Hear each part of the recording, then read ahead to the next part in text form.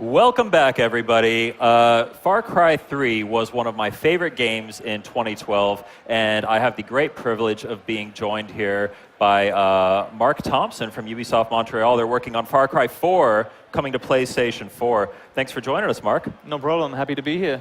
So, like I said, Far Cry 3 was one of my personal favorites. Honestly, the last console generation, fantastic game.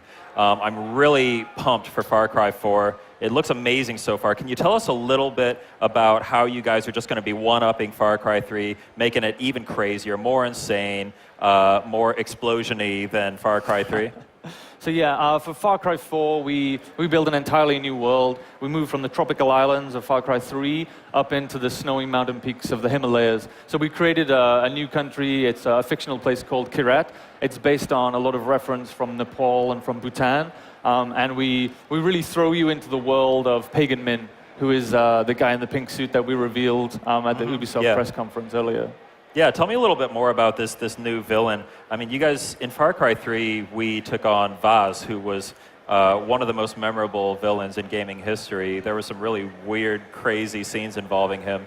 How are you guys going to kind of match that? What are you guys doing with this new villain to make him really stand out and reach that bar, maybe surpass that bar that Vaz set? I mean, it was a tough challenge to try and come up with someone who would, like, meet the expectations everyone has after Vaz. Yeah.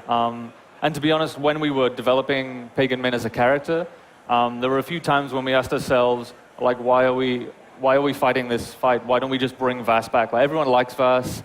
He worked. He was fun. But we didn't want to do the same game again. Yeah. You know, in Vaz's words, doing the same thing over and over again is the definition of insanity. Exactly, the definition of insanity. So, yeah, I mean, we didn't want to do a 3.5. This is Far Cry 4. It's a new game, new experience. So we needed a new antagonist. But yeah, I mean, the challenge, we were our own worst enemy because Vaz was, resonated so well with people. So we had to come back with someone slightly different, but it still has that feeling of insanity and danger. But Pagan was super fun to create, to write for, and to develop as a character. He's charming, he's charismatic. I'd say he's a little more nuanced than Vaz was, but he's still as unpredictable and violent in the moment. Cool. So you are the narrative director on this game. Talk to us from a storytelling standpoint. What are you guys shifting gears from Far Cry 3 to? What's your process look like now compared to this stage in development of Far Cry 3?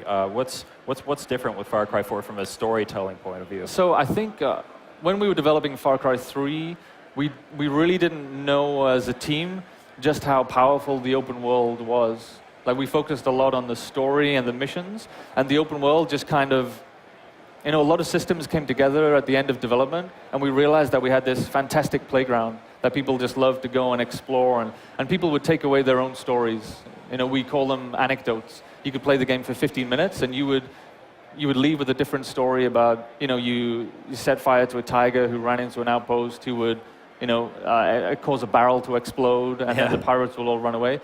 So when we started developing Far Cry 4, we understood the kind of the power of that open world and giving players the ability to take away their own stories from their experience. So we developed the open world and the story to be kind of the same experience, so that when you play a mission, you don't feel like you've lost the freedom of the open world, and that when you play in the open world, you don't feel like you've turned off the story or you're losing out on narrative. So you still feel characterization, and you still feel like you're in the same adventure and in the same experience. Cool. Awesome moment from the gameplay that we saw at our press conference.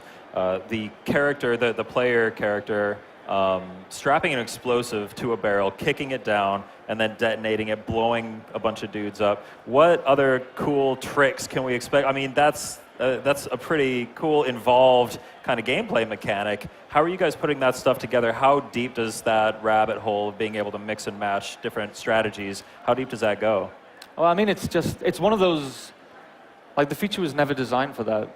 It's just like one of those accidents of development. It's like, it's why I love working on games like Far Cry, because we have a bunch of systems and we have an open world, and the systems all kind of mesh and speak with each other. So you end up with all of these like strange, surprising, emergent gameplay situations that, as a developer, you never sit down and plan the moment when somebody can put a C4 on a barrel and then kick that barrel towards an enemy. We developed the kick so we would have a different contextual melee attack instead of just the knife. But then someone thought, oh, if I kick a barrel, I can shoot it and kill an enemy. And then somebody thought, oh, well, if I put an explosive on a barrel and then kick that, it's like a double explosive. So it's just one of those kind of happy accidents of development. So we've been sneaking in lots of small features like that. They can all be combined. I think that's the beauty of the open world gameplay of Far Cry, is that all of these systems can be used and speak to each other, and kind of, we still get surprised when we see people play. People are playing now at the Ubisoft booth, and we say things that we didn't ever expect to have happen. Cool. So it seems like every time I see a clip of Far Cry, be it Far Cry 3, Far Cry 4, I mean, especially Far Cry 4, based on what we've seen so far, there's always something ridiculous happening on the screen. How does that translate to the real game? Is it always going to be just like crazy stuff happening no matter where you look? How are you kind of juggling the ebb and flow of, I guess, energy or intensity of things happening around you to keep players interested? Yeah, I mean, I think what you have to accept as a developer of an open world is that the pacing and kind of the crafting of the moment to moment is really in the hands of the players. You have to kind of give them the ownership of the kind of the pacing of their experience, because we don't know if a player is going to move from mission 1 to mission 2 within 5 minutes, because they could do mission 1 and then go and play 13 outposts, and they could come back to mission 2 3 weeks later, and they've experienced pretty much half of the game before they even do the next mission. So as developers, we have to embrace it. We have to embrace the fact that the pacing of the experience is up to players. So if you're more action oriented and you just want to bounce from outpost to outpost to outpost and get that XP and get all of the skills, then that's really up to you. It's not up to us as developers to say no, you can't do that. We just let people do that. But the world is full of opportunities to explore and discover. We have these great mountain peaks that just ask you, they beg the player to go and explore them. And we have new tools like the grappling hook that lets you climb. We have the gyrocopter that lets you fly to get to those high points. And we have hidden temples and monasteries and these hidden locations with treasure.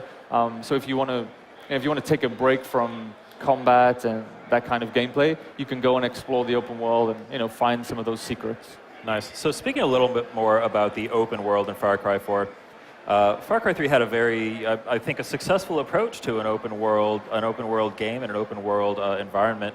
Are you guys kind of rethinking the open world formula at all? Are you retooling certain aspects of it? Or are you looking to Far Cry 3 as kind of a base for that and then building on it? Yeah, I mean, Far Cry 3 there was a lot of development and a lot of research into the kind of the pacing and structure and density of the environment, just to see how much content do we need to put inside an open world, how long does it need to be before the player sees a new piece of content. So I think we know that the formula from Far Cry 3 was pretty successful, so we don't want to reinvent what we don't need to. So It's really just been about using the new location, the Himalayas, the mountains, to leverage new opportunities and to find ways to add new content to the open world without kind of compromising the experience that was in Far Cry 3's open world. So we added different quest types. We're trying to find ways to push more dynamic content, so you don't always have to go to a point and activate a quest for it to happen. Sometimes you'll be moving through the world and you'll see an enemy convoy, and it's like a dynamic possibility of gameplay. You can choose whether you want to go capture the convoy and deliver it or destroy it, or you can head to the mission that you were traveling to anyway. Nice. So it looks like we've actually got some gameplay on our screen here, and boy, does this game look pretty.